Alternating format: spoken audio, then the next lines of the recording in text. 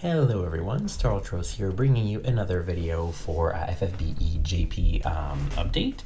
So we are getting today the second part of the 9.5 anniversary event, and as we had Rain and Fina for the first part, now we're getting Dark Fina for the second part. It is Dark Fina from season 5. Apparently she hasn't even appeared in the story yet, but when we saw the preview for the story, I think when season 5 was first announced, I think we saw her. Her sprite's pretty cool. I think I like it. She looked pretty good. We don't see it here on the screen, and I did not go and get the sprite, but I like when you'll see it in game. I like it. So it's Fate Defying Dark Fina. So we can go and look at her right away. She does have actually quite a lot of she's pushing a lot of boundaries, let's say.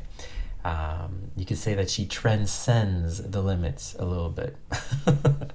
So her TMR, no, never mind, sorry, we're going to start with the categories. Let's go in the usual order.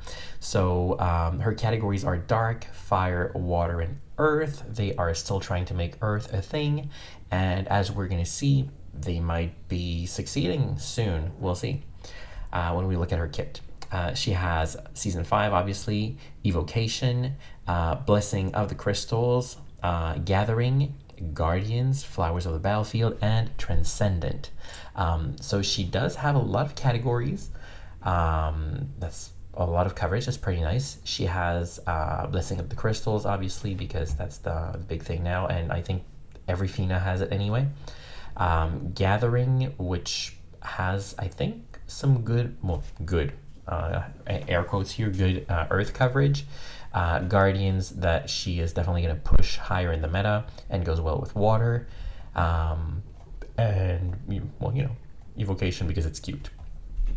So her TMR is the best magic hat in the game. I think Golbez's helmet is better, but it's a helmet as opposed to a hat. And it's quite stacked, so it's also giving 50% MP and 20% MP reduction, MP cost reduction. So that's really good, and something that you're always going to want to have on your mages. So definitely grab more than one copy of this if you can. If you're grabbing multiple copies of her, I definitely suggest getting more than one copy. Then her STMR is 100% machine killer, also 100% magic dual hand, so that is pretty good as well, because we do have a lot of other 100% machine killer, but usually they don't bring anything more. This one's also bringing some double hand here, which is very good. The vision card is, I think, the same as Rain and the other Fina. And her EX3 ability, EX3 materia, is a 50% insect overkiller. In terms of her kit, once more, she will be pushing boundaries a little bit. So at EX1, nothing really new here, nothing really different. She gets the 500% LB damage buff. But at EX2, she gets a 300% water amplify for herself and a friend. Now here you're going to tell me it's nothing new. You're right. We do have Rain that does it for every element, but it's probably going to be the norm from now on to have a 300% you can share. So she does it for water, and she also gets, once more at EX2, a 300% for fire, earth, and dark, so her other 3 elements, but it's only for herself, so 300% amplifier for all her elements that she has, basically. Then in terms of the rest of the kit, well, she can imbue herself because she has some chaining abilities that are non-elemental here. She has a 600% stat buff for herself and a friend. Now pushing some more boundaries here, she is bringing a field for 200% amplify for water and earth. Sadly, no dark here and no fire either, but fire is on a separate field. She also has a Magnus ability for 60% whip and a rod in peril. Some nice here, well, stat buff is just like 350% magic and spirit, so not a big deal, but it's mostly fire, earth, and dark resist. 80% for everyone, that's pretty nice. She has a 200% machine and insect killer for herself and a friend. And well, when we're going to look at her boost skill, we're going to see that this is actually pretty neat because she can be a killer buffer. She also has an AoE 160% killer for those two races as well, which will also mitigate damage from those two races by 30% as well. She also has on a cooldown something that will increase resistance to literally everything. So all status ailments, all breaks. The only thing that can go through this is zombie and berserk. Everything else is resisted by this. It's on a 5-turn cooldown on a 3-turn duration, so it's not for the entire fight. But once again, when we're going to look at her boost skill, it will actually help that for a couple of turns. She does also have a cooldown reduction on a Magnus. She can do that 5 times per battle. So she could target herself and get that, back to a 4 or 3-turn cooldown, whatever, and then cast it again after 3 turns. But that's probably not the optimal use of this. She has also chaining abilities. Those unfortunately are all on an 8-turn cooldown, but she does get them on turn 1. So once again, the boost skill is going to come in handy if you want to use these. So when she uses them, it's literally it's basically one for all of her elements. You get the oh no, this is not focused. It's just a random 300% stat buff. Sorry, 300% magic buff. So she doesn't get focus out of this, but she does get 100% amplified to the relevant element. And the modifier with the EX, I think it's EX1. Yeah, with the EX1 modifier is 10,600. So a little bit more on the low side, although, with focus, I guess it's not that low. So it's still viable, and it's AMOE chaining if ever you don't want to use her LB, which is going to be chaining bolting strike. So if you need to chain AMOE instead, you have those options. She has a focus skill on a separate skill, which is 97% chance to cast just a regular focus, 300%, but also a 3% chance to cast a regular focus, which will recast every single turn. So that's pretty good, but only 3% chance, and you're probably not going to notice it when it happens, because I don't know about you, but I don't read the kanji of the moves I'm using. But if you do, make sure to catch a little one that has a dot and has something else after, which means this is going to be the permanent one. There she has the other cooldown for the fire amplify field. That's 200%, just like the water and earth. And she also has 200% accuracy buff for all allies. I hate to see this because it means that in the coming fights that we're going to get for her events, we're probably going to get accuracy debuff or like an accuracy debuff field or something, which I hate because when you don't have the unit to go around it, you really need to gear intensively for it, and that's annoying, but whatever.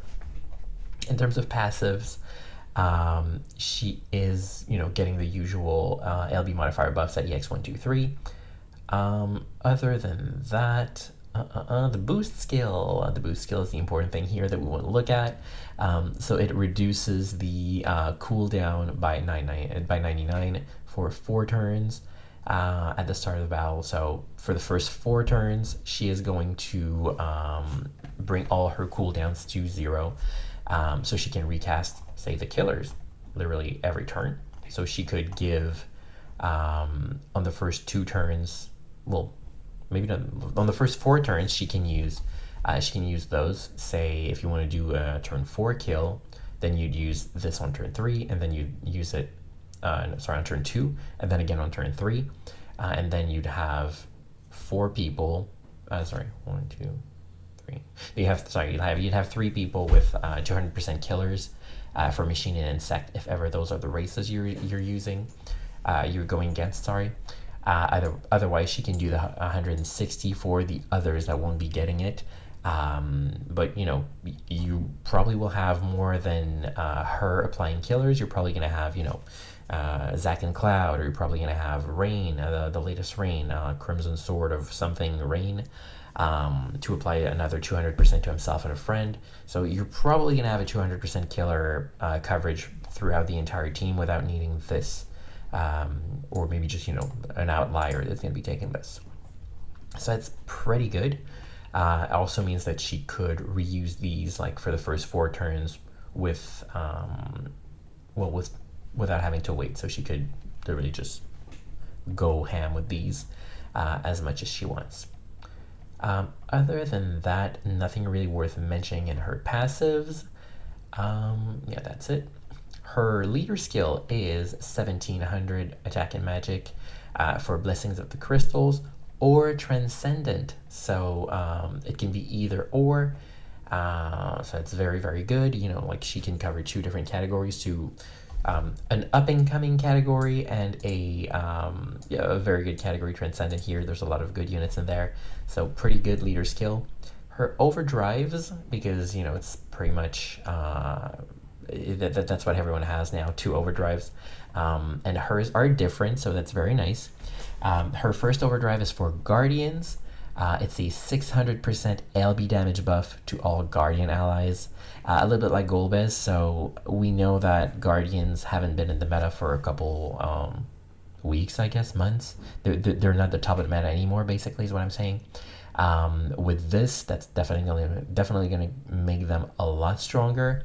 And if you have a unit that just happens to be Guardian but is also Blessing of the Crystal or a Transcendent, then they are going to be benefiting from this, from the leader skill. And if they're Blessing of the Crystals, then they can also get the other overdrive, which is a 300% stat buff, 200% LB damage, which is not as good as this one anyway, and also an overdrive field for 50% for the Blessing of the Crystals units only. I was about to say overdrive. Her LB is actually really strong for a mage. So that's 1975 times modifier, which is the highest we have, and it's multi-element. So she can choose the element she wants.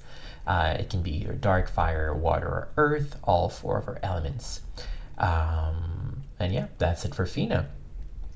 Now if we go have a look at the other units we're getting, well, it's not a new unit. It's Dark Dragon Buffoon,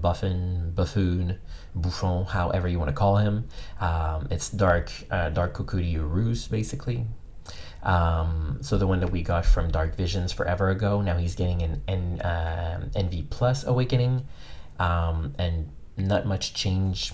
Like, there's not a lot of changes in his kit. He does get this here, the 500% LB damage buff. It says EX bonus, so I'm taking that now, just like Dark Phoenix Hyo. We can combine the copies to get more buffs on him, so we can get this.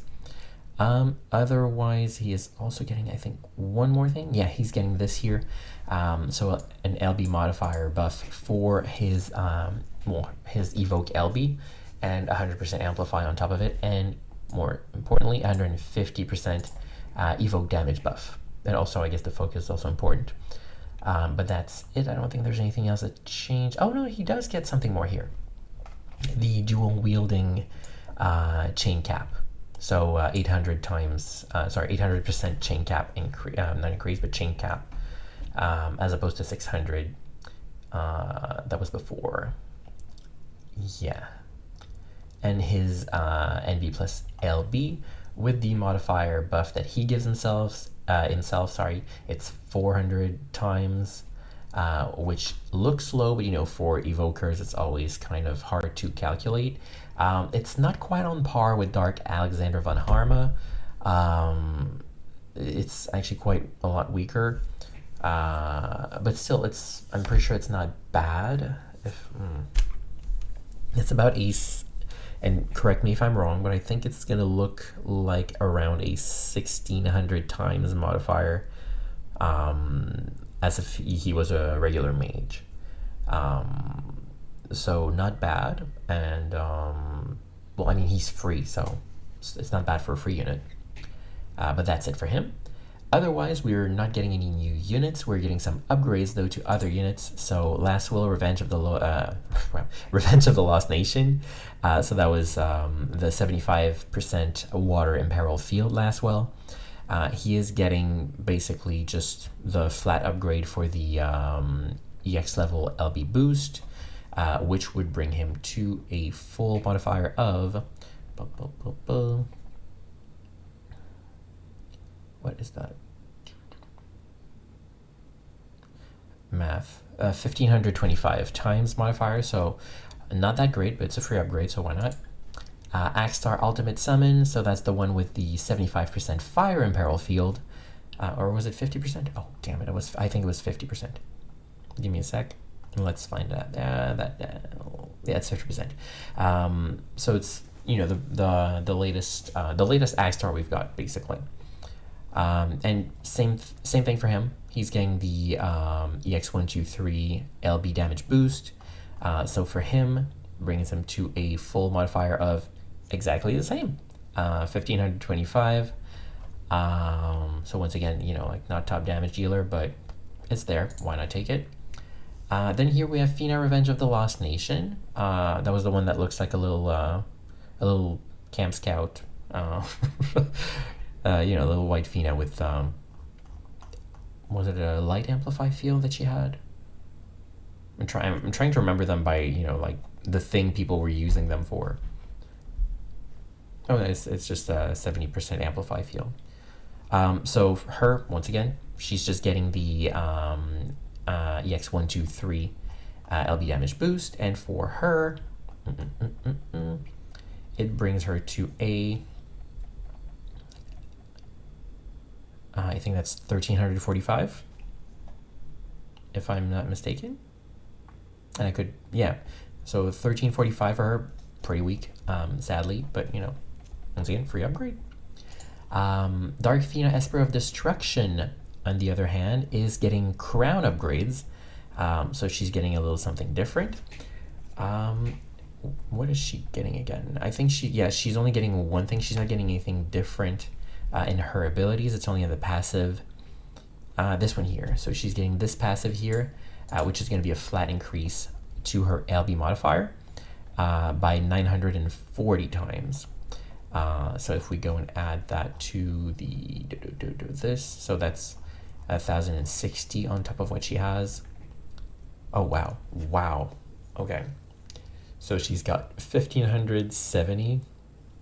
So it's still pretty low. She was one of the she was in the first batch of NV Plus units that got released.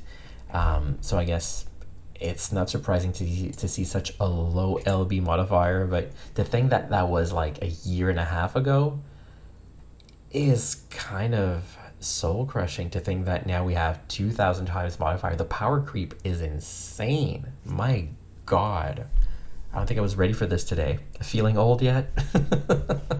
Because I sure am.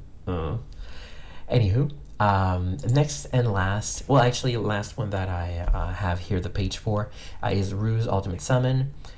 This is the one who has water, fire, earth. What did he have different?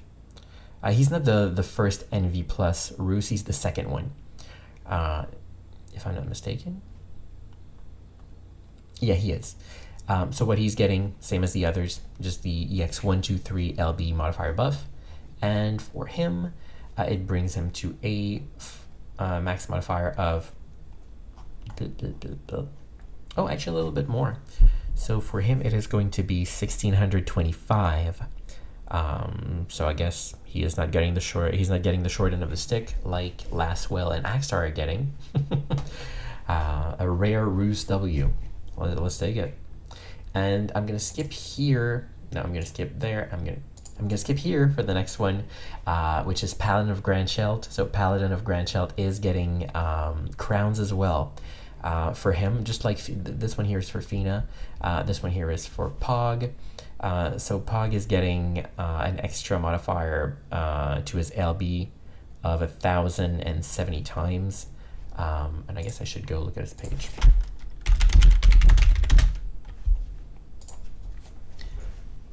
Paladin of Grandshelt. Oh, well, it's already here on the page. Never mind. The page has been updated. I just didn't have it open.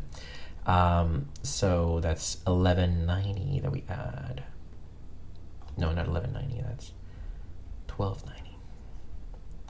So he gets, wow, that's actually 1800 times modifier for him.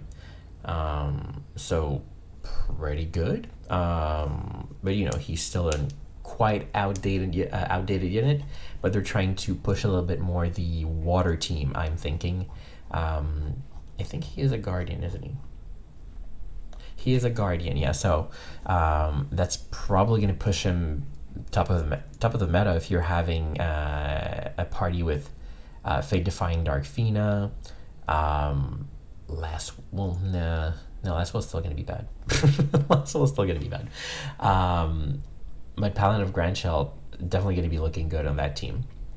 I don't know exactly what the meta team would be, but you know, bring your best water units together. I think water is going to be eating good, especially if you have water guardians with the Fate Defying Dark Fina.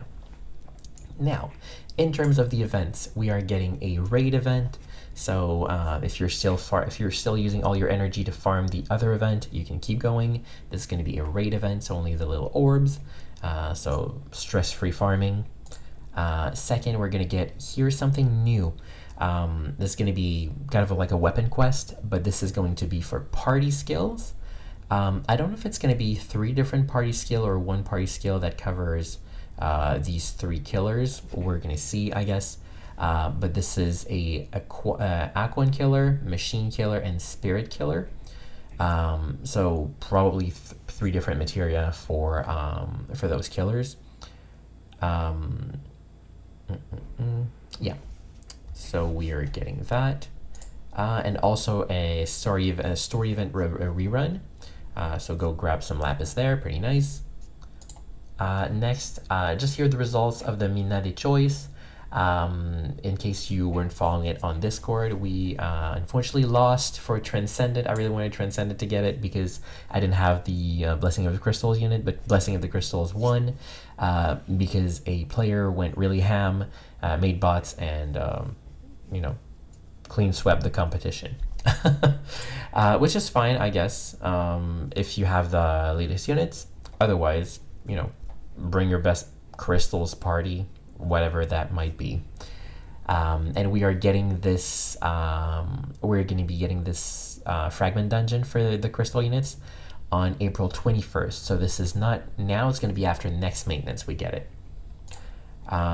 Next, we're going to get as well the Dark Visions Abyss. If you ranked 3000 and or better in the latest Dark Visions, then you're getting into Dark Visions Abyss. There is a slight difference in this Dark Visions Abyss, though. Let's call it DVA, so I stop stumbling on my words. We are getting Lapis rewards as well. This is a first. We've never seen that before. So you're probably going to see people getting a lot more competitive around it. Usually to me it was just like get all of the completion rewards and not care about anything else. But now maybe I'm going to try to at least stay between 1,000 2,000 to get at least 1,000 lapis would be nice. So you want to be as high as you want as you possibly can for your rank. But if you're at least better than rank 2,000, you're going to get a little bit of a lapis, which is nice, and some fragments for Dark Kokuryu Buffon. So Dark Kokuryu Rus. And yeah, that's it. That covers it for this week. I don't think I forgot anything. Oh yeah, I just want to just circle back to something I said in my last video. What's her name? Crimson Bofina something. Whatever. The Fina from last month, from last week. I mentioned that she was able to give killers to the entire team, which is actually false. Her killers, well, she has one AoE killer that she can give, but the single target killer that she has, I thought like, oh, she can quad cast that. That's amazing. She can give 200 killers to for all 3 of her races to anyone. It's only self, so she can only do it for herself.